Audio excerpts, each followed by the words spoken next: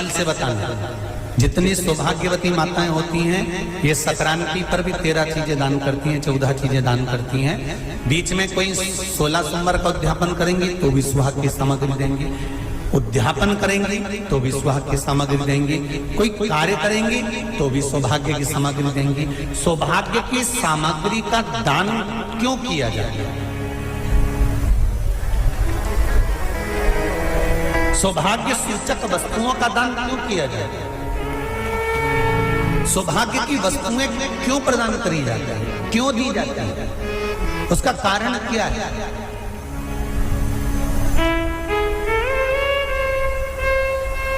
क्यों देते हैं? महाराज,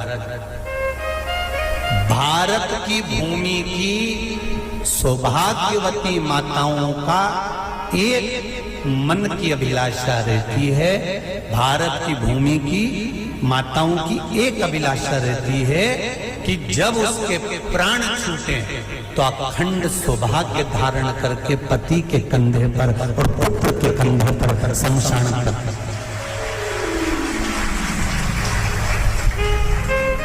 ये भारत की भूमि की माताओं की सोच है, उनके मन का संकल्प, उनके मन का भाव।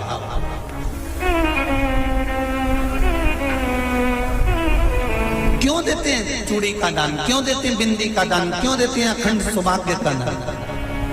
किस महाराज?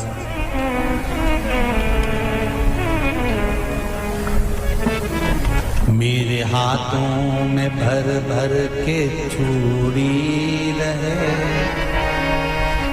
मेरे हाथों में भर भर के चूड़ी, और मैया कोई काम नहीं, मेरे मस्तक पे चमकती चूनर रहे, मेरे मस्तक पे चमकती चूनर रहे, और मैया कोई काम नहीं,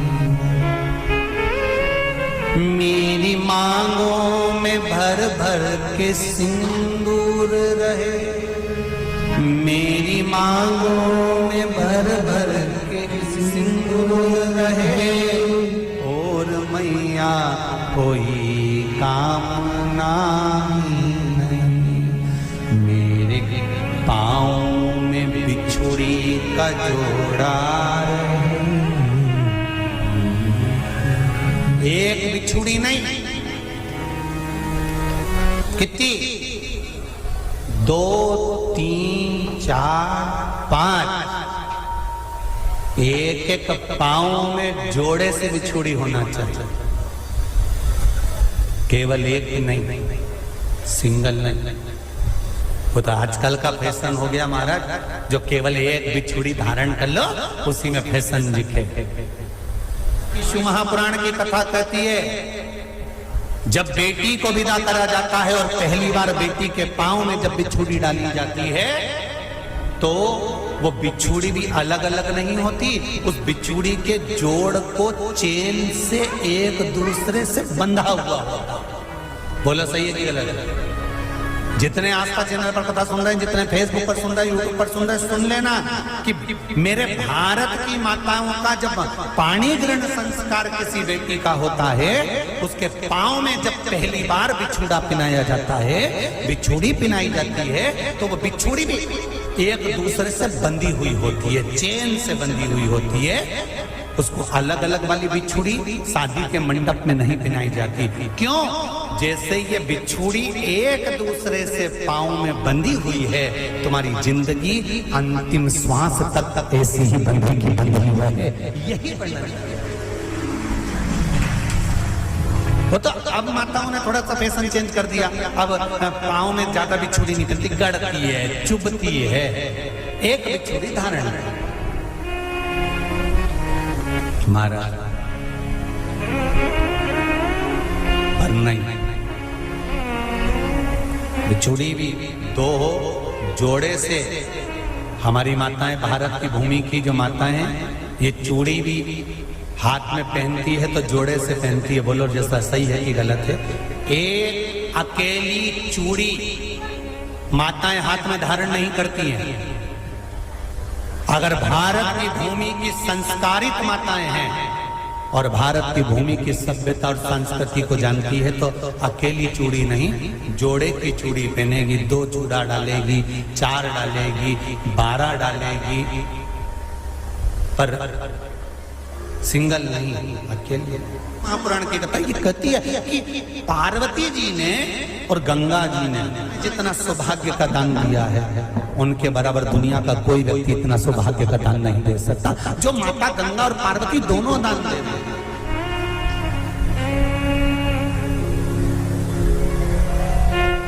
प्रतिदिन दे रहे हैं।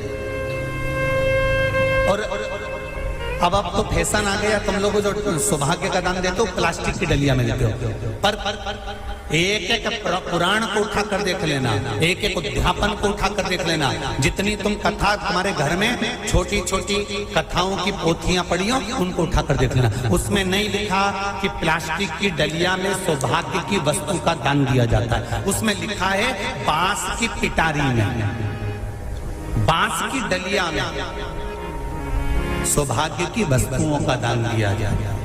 क्यों? क्योंकि बांस वंश की वृद्धि करता है, बांस सौभाग्य की वृद्धि करता है, और बांस अखंड सौभाग्य, जैसे बांस का पौधा बढ़ते चले जाता है, बढ़ते चले जाता है, उसी तरह बांस की डलिया में जब दान दिया जाता है, बांस की टोकनी में जब दान दिया जाता है, तो ये भाव रखा जाता है कि तुम्हारा सौभाग्य ऐसे ही बढ़ता रहे। पर अब थोड़ा सा फैशन चेंज हो गया तो प्लास्टिक की डलिया, पर प्लास्टिक की नहीं। बहुत ध्यान देना जरा, शिव महापुराण की कथा चल रही है। संपूर्ण देशवासियों की मेरी माताओं से निवेदन है, मेरे इन भाइयों से निवेदन है, उसको जरा ध्यान से सुनना। व्रत करते हैं ये किसी दूसरे के नहीं है। तीज का व्रत माता पार्वती का, छठ का व्रत माता पार्वती का, चतुर्थी का व्रत माता पार्वती का, ये सारे व्रतों की शुरुआत गंगा और पार्वती ने अपने बल से। माता सिंदूर भर रही हैं, मांग में सिंदूरा भरा जा रहा है, मांग में कंकु भरा जा रहा है, मांग में सिंदूर भरा जा रहा है, और वो सिंदूर नाक पर गिरता है, वो सिंदूर नासिका पर गिर गया तो कहते हैं कि कोई काल आने वाला था पति के ऊपर, वो काल टल गया और नाक पर सिंदूर आया तो नारी का सौभाग्य और अखंड हो गया, ये शास्त्र कहता। और सिंदूर भरते समय वही सिंदूर अगर भूमि पर गिर गया तो, अब देखिए जरा, देवी भागवत को उठाकर पढ़िएगा, वो सिंदूर जो मांग में भरा जा रहा है और नाक पर गिर गया तो शुभ होगा, पति की उम्र बढ़ाएगा, घर में बच्चों का विवाह होने वाला होगा, कोई अच्छी सूचना आने वाली होगी। मांग में भरने वाला सिंदूर नाक पर आकर गिरता है तो कोई सूचना अच्छी मिलने वाली होती है, कोई बंधन कटने वाला होता है, कुछ अच्छा हमारे परिवार में होने वाला होता है, पति की उम्र बढ़ने वाली होती है, कोई रोग आने वाला था वो कट रहा होता है। और वही सिंदूर अगर भूमि पर मांग में भरते समय गिर जाता है तो समझ लो कि कुछ ना कुछ ऐसा काम होने वाला है कि मेरी आंख में आंसू आएंगे, वो निश्चित है, वो निश्चित है। चाहे वो किसी प्रॉपर्टी के चक्कर में हो, परिवार के चक्कर में हो, नातों के चक्कर में हो, पुत्रों के चक्कर में हो, बेटियों के चक्कर में हो, पति के चक्कर में हो, रिश्तेदारों के चक्कर में हो, कुटुंब मायका ससुराल के चक्कर में हो, पर निश्चित है कि नेत्र में जल जरूर आएगा, ये निश्चित था। क्योंकि भूमि पर वो सिंदूर अगर नाक पर गिरा है तो शुभ है, पर वही सिंदूर अगर भूमि पर गिरा है तो वो अशुभ है। आप किसी देवी मंदिर में दर्शन करने के लिए गए,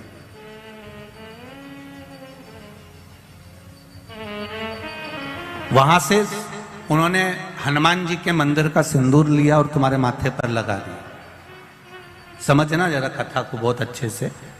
उन्होंने हनुमान जी का सिंदूर लिया, तुम्हारे मस्तक पर लगा दिया।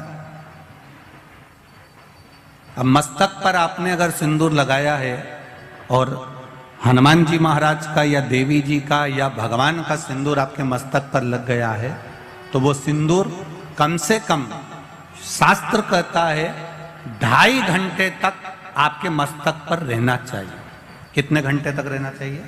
जम के बोलो जरा। 2.5 घंटे तक रहना चाहिए। कारण क्या है? भगवान के चरण का अगर कोई कुंकू या सिंदूर हमारे मस्तक पर लगाया गया है, वो 2.5 घंटे तक रहे, उसके बाद उस सिंदूर को किसी नैपकिन, कपड़ा या अन्य चीज से पोंछ देते हैं।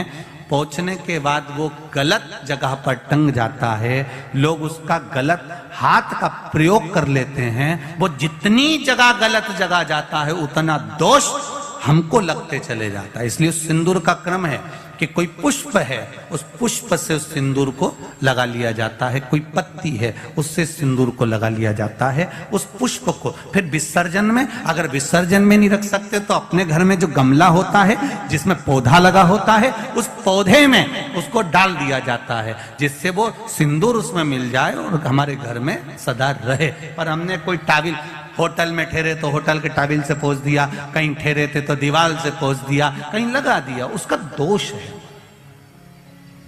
उसका दोष।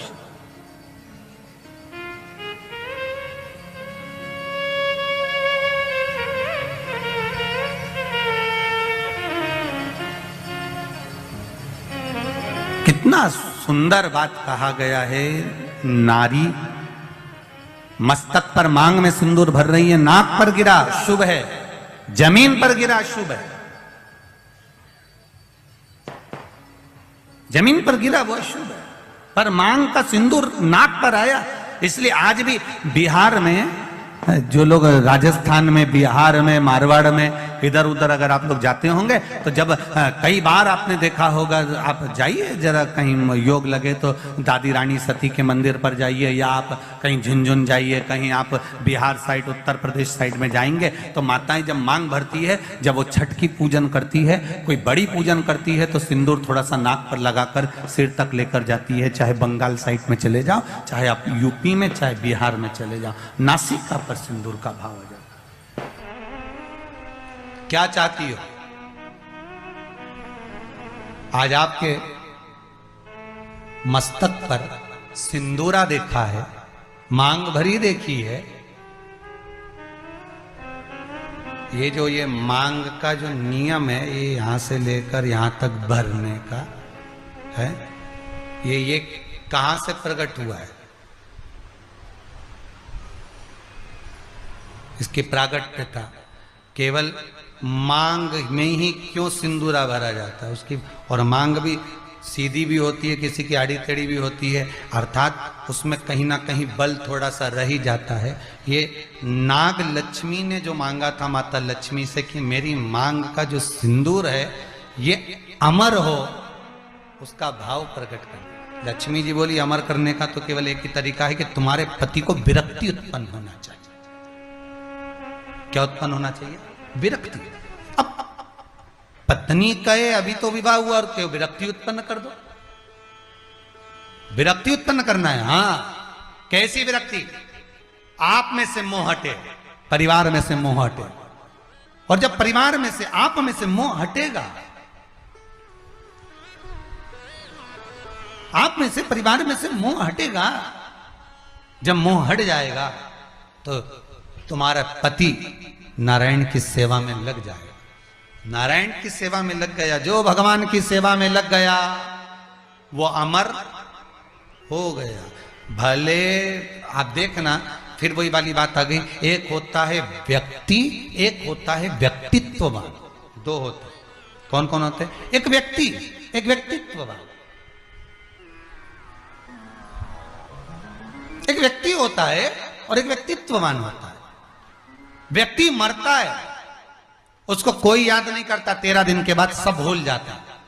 पर व्यक्तित्ववान जब मरता है उसको सब याद करते हैं कि व्यक्तित्ववान व्यक्ति मर गया। भजन करने वाला, नाम जाप करने वाला, नाम स्मरण करने वाला, नाम कीर्तन करने वाला, भगवत भक्ति में डूबने वाला, ये मर गया। तो भगवान की भक्ति में जो डूब गया वो अमर ही तो हो गया।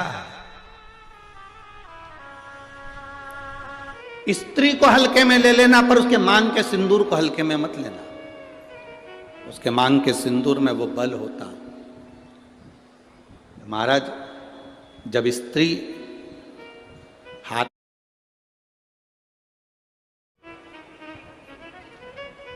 स्त्री को हल्के में ले लेना, पर उसके मांग के सिंदूर को हल्के में मत लेना। उसके मांग के सिंदूर में वो बल होता।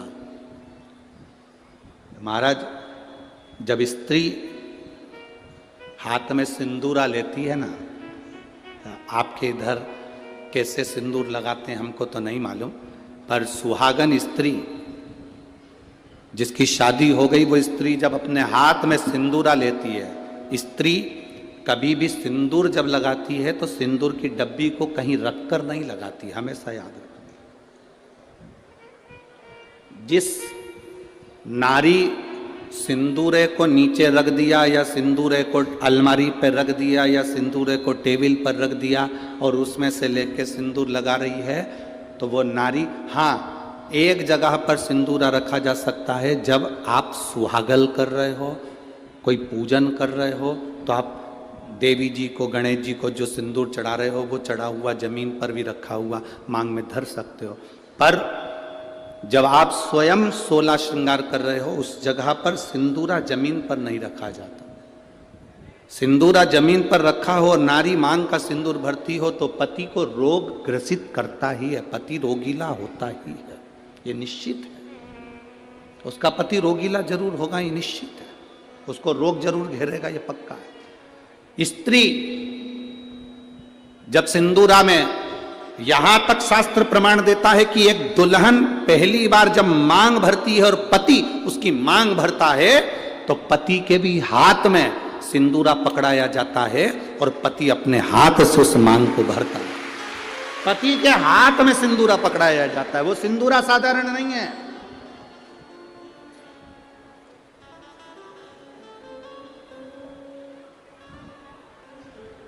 आप में से कोई ऐसी आलसन हो सकती हैं, कोई ना कोई ऐसे आलसी हो सकते हैं कि ड्रॉज खोली, उसमें रखा था, उसी में से निकाल के और भर ली और उसी में रख दिया। ऐसी कहीं कहीं की मिस इंडिया हो सकती है, ऐसी कहीं कहीं की। पर मेरा विश्वास कहता है, भिंड जिले की तो नहीं कह सकता कि ऐसी होगी। भिंड जिले की जितनी होंगी हाथ में सिंदूरा लेकर सिर पर मांग भरने वाली ही होगी। सिंदूरा हाथ में लेकर, तो स्त्री को हल्के में ले लो पर उसके सिंदूर को हल्के में नहीं ले सकते। सिंदूर में वो बल होता।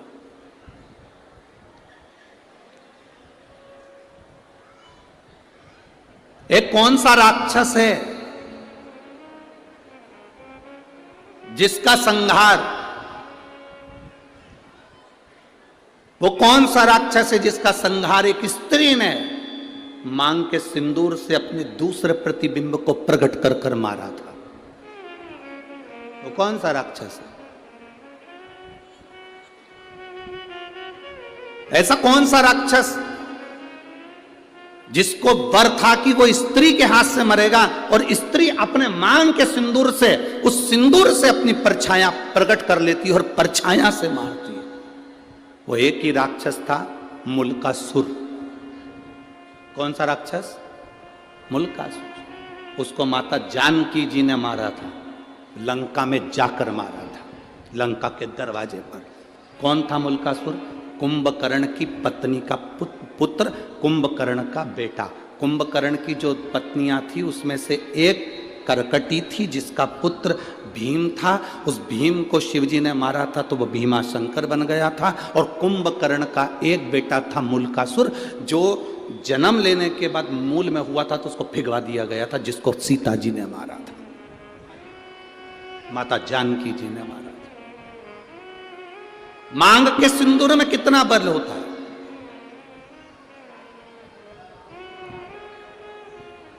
मांग के सिंदूर में कितनी तेजता होती है, कितना बल होता है, ये स्त्री जाने। स्त्री आज के जमाने में तो ऐसी पेंसिल आ जाती है, वह पेंसिल से ऐसी लाइन लाइन खींच लेती है और पेंसिल से लाइन खींचा और काम खत्म, बस।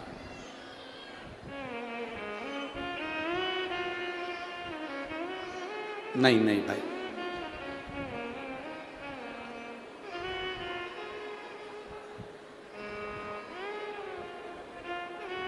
आप में से आप लोगों ने देखा कि नहीं देखा, बड़े बड़े घर के लोग भले मांग भरने में संकोच करे, सिंदूर लगाने में संकोच करे, पर तुम्हारे यहां पर कोई काम करने वाली आई हो ना, तुम्हारे यहां कोई बर्तन मांजने वाली आई हो, वजन ढोने वाली, ईंट रखने वाली, फावड़ा गेती रखने वाली, रेत भरने वाली, वो काम करने वाली स्त्री को देखना। एक पैसे वाले के यहाँ की नारी भले मांग भरने में संकोच कर सकती है, पर एक गरीब स्त्री कभी मांग भरने में संकोच नहीं करती, वो मांग भर कर चलती है।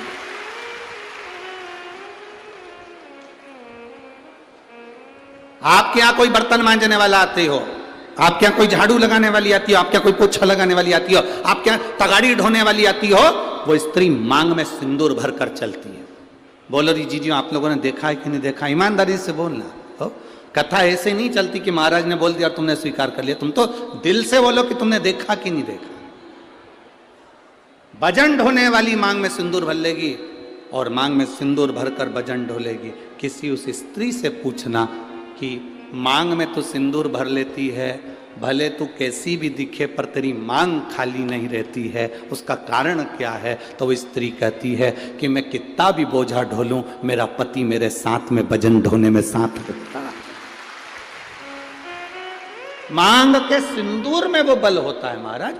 वो सिंदूर जो सीता जी अपनी मांग में भर रही, वो सिंदूर आज तक ददरुआ धाम सरकार श्री हनुमान जी महाराज के तन पर तुम्हें लगा हुआ दिखता है। उस सिंदूर में कितना बल होगा, उस सिंदूर में कितना आनंद होगा, वो सिंदूर क्या साधारण होगा? नारी जब मांग में सिंदूर भरे, उस समय दर्पण के सामने केवल नारी हो, कोई दूसरा नारी को मांग में सिंदूर भरता हुआ ना देखे। जब नारी गले में मंगलसूत्र धारण कर रही हो या 16 श्रृंगार जब नारी धारण कर रही हो, उस समय पर कोई ना देखे। नारी का जो श्रृंगार है,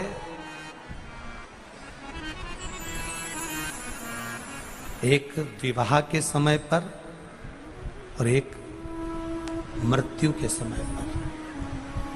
सौभाग्यवती नारी का श्रृंगार 2 जगह पर भले सर्व रूप में देखा जा सकता है, क्योंकि बाराती सब बैठे रहते हैं और दूल्हा मांग भरता है, बाराती सब बैठे रहते हैं और दूल्हा मंगलसूत्र पहनाता है, सब लोग बैठे रहते हैं और पांव में बिछुड़ी दबाई जाती है, सब बैठे हुए हैं, मांग का सिंदूर भरा रहा। और एक अखंड सौभाग्यवती नारी जब जाती है, तब सबके सामने सब खड़े हैं और पति अपनी पत्नी को मांग में सिंदूर भरकर आखिरी में भेज देता है।